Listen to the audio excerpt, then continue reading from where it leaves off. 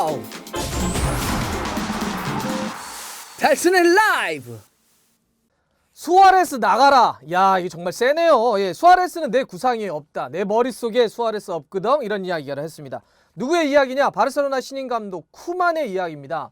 쿠만의 칼춤이 정말 엄청납니다.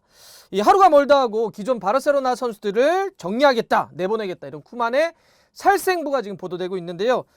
스페인 미디어들이 하루 전에 쿠만 감독이 루이스 수아레스에게 전화를 했다라고 하는 보도를 좀 했습니다. 직접 전화를 걸어서 내 구상이 없어, 나갔으면 좋겠어, 이런 결별을 통보했다, 이런 걸 좀 알렸습니다.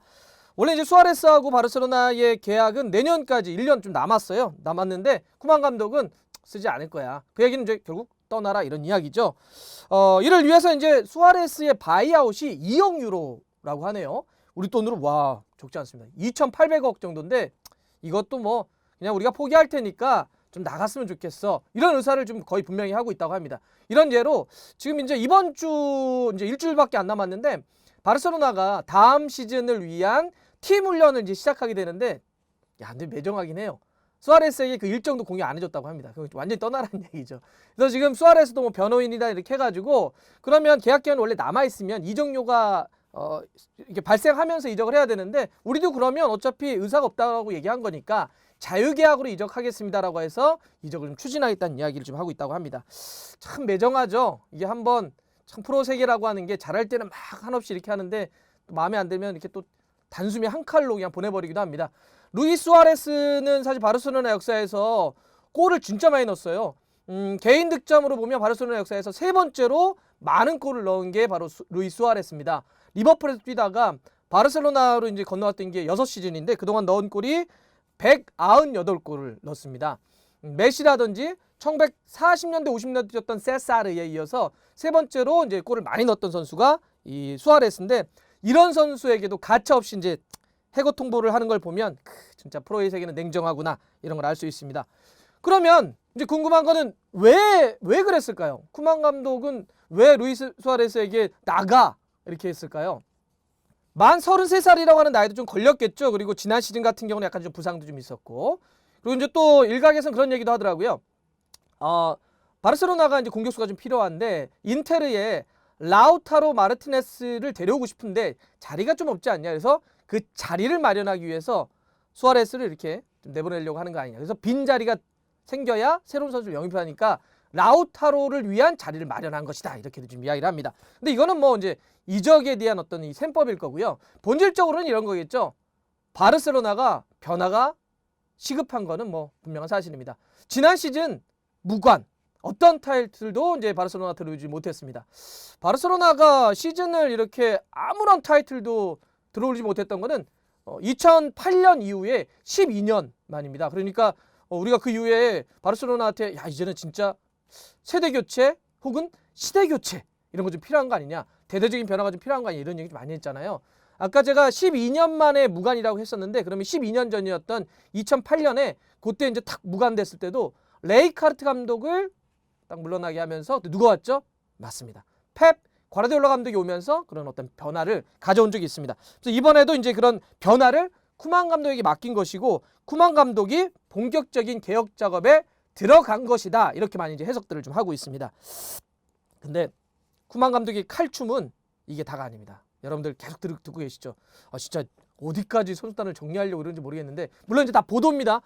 지금 스페인 미디어들이 계속 일제히 계속 보도하고 있는 건 뭐냐면 수아레스뿐만 그런 것이 아니다. 지금 미드필더 비달, 라키티치, 그리고 센터백 움티티, 왼쪽 백 주니오로 피르포, 이런 선수들도 쿠만 감독의 살생부에 올라 있다, 이런 이제 보도가 이어지고 있습니다. 또 이뿐만이 아닙니다. 이거 다 내보냈다는 건가? 피케나 부스케스, 그리고 세르지 로베르토도 어떻게 될지 아직은 모른다. 이 선수들이 완전히 잔류하거나 어떻게 되는지 모른다. 이 선수들도 쿠만의 살생부에 올라갈 수도 있다, 이런 얘기들이 계속 나오고 있습니다. 그러면서 이제 쿠만 감독은 원래 이제 직전에 맡았던 팀이 어디예요? 네덜란드 대표팀이잖아요. 그래서 바르셀로나를 약간 오렌지 빛깔로 쫙 물들일 생각이 좀 있는 것 같은데, 네덜란드 대표팀에서 뛰는 예를 들어서 리옹의 스트라이커 멤피스 데파이라든지, 아약스의 미드필더인 반더베이크라든지, 리버풀의 미드필더인 메이날둠 같은 선수들을 영입을 해가지고 좀 일신하겠다. 자, 아무래도 이제 뭐 쿠만이 그 네덜란드 출신이기도 하지만 그러고 보니까 그 네덜란드 출신의 요한 크루이프 감독이 1990년 전후에 만들었던 바르셀로나의 드림팀 그때 그 일기 멤버가 또 쿠만이잖아요. 아마 그런 것도 다 있는 것 같습니다. 약간 생각이. 근데 아무래도 바르셀로나 팬들은 야 너무 오렌지 색깔 아니야 옛날도 아니고 이런 얘기도 좀 하는 것 같아요. 또 이뿐만 아니라 맨시티의 센터백인 에릭 가르시아라든지 아니면 발렌시아의 왼쪽 백인 호세 루이스 가야 이런 선수들을 영입을 하면서 대대적으로 팀을 좀 바꾸겠다 이런 얘기를 하고 있습니다. 변화를 왜 가져가려고 하는지는 이해가 되는데 하지만 쿠만 칼춤에 대한 불안한 시선도 적지 않습니다. 예. 이거 이러다가 크게 잘못되는 거 아니야? 이런 이야기를 많이 하는데 그건 뭘까요? 쿠만 감독의 지난날의 기억 때문에 그렇습니다. 여러분들 쿠만 감독이 참 많은 커리어를 갖고 있잖아요. 우리가 되게 독특한 커리어가 그거잖아요.